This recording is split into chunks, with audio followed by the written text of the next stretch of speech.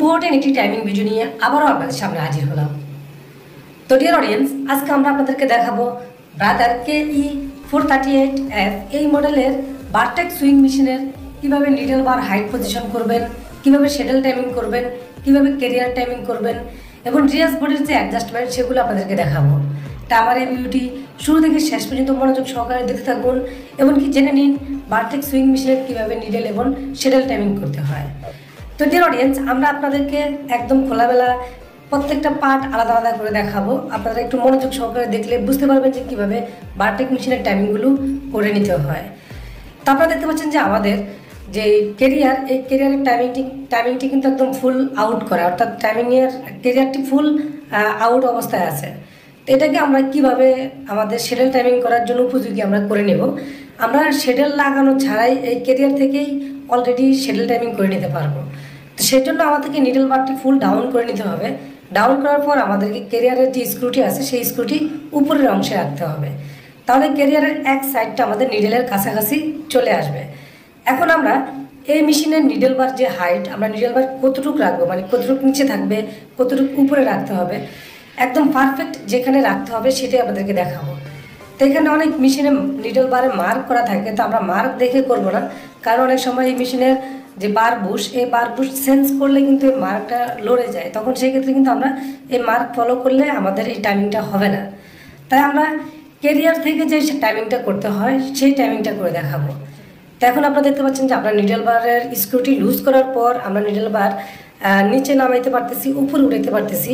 তো আমরা কোন পজিশনে রাখলে আমাদের পারফেক্ট হবে, আমাদেরকে নিডল বারটি রাখতে হবে নিডলের যে আই পজিশনটি আছে, যেখান দিয়ে আমরা সুতা লাগাই, ঠিক সে আই পজিশনটা আমাদের ক্যারিয়ারের উপরের অংশে রাখতে হবে, কোনোভাবেই নিচে আসা যাবে না। আমাদের নিডল বারটি ফুল ডাউন করার পর একদম নিচে রাখার পর আমাদের এই নিডল আইটি ক্যারিয়ারের নিচে গেলে আমাদের এই মেশিনের সুতা কাটা বন্ধ হবে না এবং মেশিনের লুপও হবে না।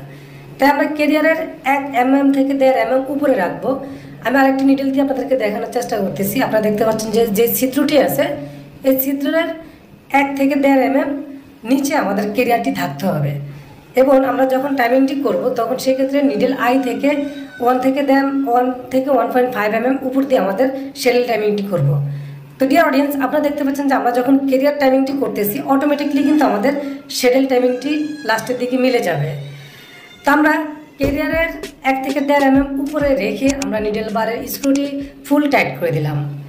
টাইট করার পর এখন আমরা দেখাবো যে এই ক্যারিয়ারটি কোন পজিশনে রাখতে হবে, অর্থাৎ আমাদের নিডলের পিছনে যে গ্যাপটা আছে সেই গ্যাপটা কেমন থাকবে। বেশি গ্যাপ থাকলে কিন্তু আমাদের নিডল ভাঙবে, আবার বেশি যদি টাচ হয়ে যায় তাও নিডল ভাঙবে, আবার যদি বেশি সামনের দিকে চলে আসে ক্যারিয়ারটা, তখন সেক্ষেত্রে মেশিনটা চলতে চলতে নিডলটা গরম হয়ে যাবে, গরম হয়ে কিন্তু আমাদের সুতা কাটবে। তো সেই ক্ষেত্রে আমাদের এই ক্যারিয়ারের এমনভাবে রাখতে হবে নিডল এবং ক্যারিয়ারের সাথে কোনো টাচ হওয়া যাবে না, একদম নো টাচ নো গ্যাপ, গ্যাপও থাকবে না আবার টাচও থাকবে না, এমনভাবে এই পজিশনে রেখে আমরা ক্যারিয়ারের যে স্ক্রুটি আছে সেই স্ক্রুটি হালকা টাইট করব। টাইট করার পর আমরা এখানে শেডেল লাগাবো এবং শেডেল লাগিয়ে দেখবো যে আমাদের নিডল এবং শেডেল টাইমিংটি ঠিক আছে কিনা। এবং আপনারা আরেকটা জিনিস যদি লক্ষ্য করেন, যদি ক্যারিয়ারটা যদি হালকা বাড়ি দেওয়ার পর যদি ভিতর দিকে চলে যায় বা ঢুকে যায়, তাহলে সেক্ষেত্রে আপনারা এই ক্যারিয়ারটাকে কীভাবে সামনের দিকে আনবেন। সেজন্য আমাদের ক্যারিয়ারের যে স্ক্রুটি আমরা ব্যবহার করি 4 মিলি, এই 4 মিলি স্ক্রু এদিক দিয়ে যদি আমরা একটি ডাইভার ভিতর দিকে ঢুকে যদি হালকা একটু সামনের দিকে চার দেয়, কিউকি এই ক্যারিয়ারের পিছনে কিন্তু হালকা একটু গ্যাপ থাকে, সেই গ্যাপের মধ্যে আমরা ড্রাইভারটি ঢুকিয়ে হালকা সামনের দিকে চার দিলে আমাদের ক্যারিয়ারটা সামনের দিকে চলে আসবে। তো আমরা এভাবে এই ক্যারিয়ার এবং নিডলের অ্যাডজাস্টমেন্টটা করব। নো টাচ নো গ্যাপে রাখার পর আমরা এখানে শেডেলটি লাগাবো। শেডেল লাগায়ে দেখবো আমরা যে আমাদের এই মেশিনের কোন পজিশনে আমাদের শেডেলের মাথাটি যাচ্ছে। আমরা শেডেল এবং নিডলের যে গ্যাপ, সেই গ্যাপটা এখন করব না, লাস্টে করব। আমরা আগে দেখব যে কোন পজিশনে আমাদের শেডেলের মাথাটি নিডলের বরাবর আছে। তো এখানে আমাদের নিডল আই থেকে শেডেলের মাথাটি 1 থেকে 1.5 mm উপর দিয়ে যাবে। এটা আমাদের বিভিন্ন ফেব্রিক্সের ক্ষেত্রে বিভিন্ন টাইমিং হয়ে থাকে।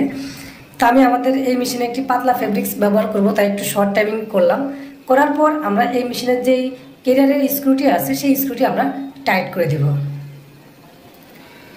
তো খুব শক্তভাবে টাইট করার পর এখন আমরা দেখব যে আমাদের এই মেশিনের শেডেলের সাথে নিডলের টাচ হয় কিনা। তা আপনারা কেরিয়ার টাইমিং করার পর অটোমেটিকলি কিন্তু আমাদের শিডিউল টাইমিংটি মিলে গেছে, আপনারা লক্ষ্য করেছেন।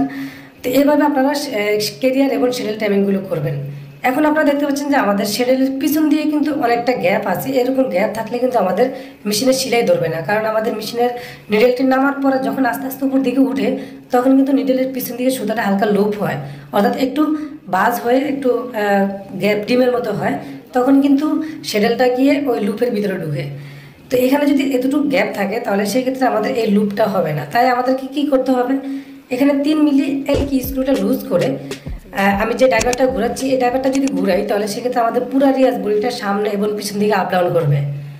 তারপরে দেখতে পাচ্ছেন যে আমাদের কেরিয়ারটি একই স্থানে দাঁড়িয়ে আছে, কেরিয়ার কিন্তু লড়তেছে না, কেরিয়ার একই জায়গায় আছে। এমনকি আমাদের কেরিয়ার যেখানে শিডিউল কাভারটি আমরা যে ফ্রেমের সাথে লাগাই সেই ফ্রেমটা কিন্তু সামনে এবং পিছে আপ ডাউন করতেছে। তো এখন আমাদের কেরিয়ারটা ফিক্সড থাকবে, কারণ আমাদের কেরিয়ার টাইমিং হয়ে গেছে। এমনকি নিডেল এবং কেরিয়ার কিন্তু কোনোটাই লড়তেছে না, এখন আমাদের লড়তেছে হলো যে রিয়াজ বডি, এই রিয়াজ বডিটা। তো আমরা শিডিউলটি লাগিয়ে আমরা নিডেল এবং শিডিউলের যে মাথাটি, এই মাথাটি আমরা দেখব যে আমাদের নিডেলের সাথে টাচ হয় কিনা। একদম নিডেলের বরাবর শিডিউলটি রেখে আমরা স্ক্রুটি যখন হালকা ঘুরাবো, ডান দিকে ঘুরালে কিন্তু রিয়াজ বডিটা পিছন দিকে যাবে এবং বাম দিকে ঘুরালে সামনের দিকে আসবে। এভাবে ঘুরিয়ে সামনে এবং পিছনে প্লাস মাইনাস করে ঘুরিয়ে আমরা এমনভাবে অ্যাডজাস্ট করব যাতে আমাদের নিডেলের সাথে ধাক্কা না লাগে, আবার বেশি একটা গ্যাপও না থাকে।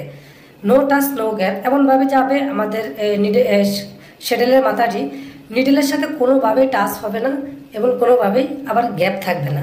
নো টাচ নো গ্যাপ এই পজিশনে রেখে আমাদেরকে যে 3 মিলি এলকি স্ক্রু সেটা আমাদেরকে টাইট করে দিতে হবে। যদি আমাদের শিডিউলের মাথাটা যদি নিডেলের সাথে টাচ হয় তাহলে সেক্ষেত্রে কিন্তু শিডিউলের মাথাটা দাঁড় হয়ে যাবে, কিছুক্ষণ চলার পর আবার সুতা কাটা শুরু হবে।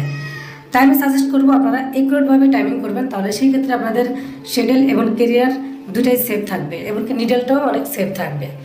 তো আমরা 3 মিলি এলকিটা আমরা টাইট করে দিলাম। টাইট করার পর এখন শিডিউলের যে কাভারটি, এই কাভারটি আমরা লাগিয়ে দেখবো যে আমাদের মেশিনের রোটেশন পুলিটি ঘুরিয়ে আমরা দেখবো যে আমাদের শিডিউলের মাথার সাথে নিডেলটি টাচ হয় কিনা।